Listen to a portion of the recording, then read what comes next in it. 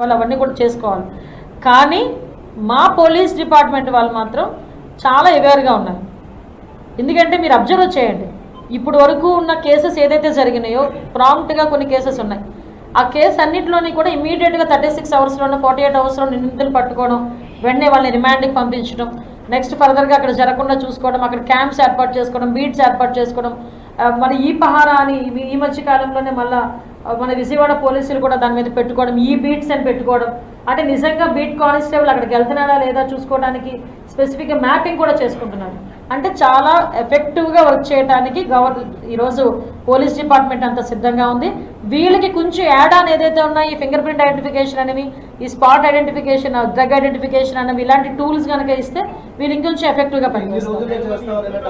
ఎన్ని రోజులు మేము టార్గెట్ ఏం కాదండి, రీస్టోర్ చేయడం చాలా important, as well as possible. ఇప్పుడు విషయం చెప్పమంటారా, మొన్న మీకు చెప్పాను,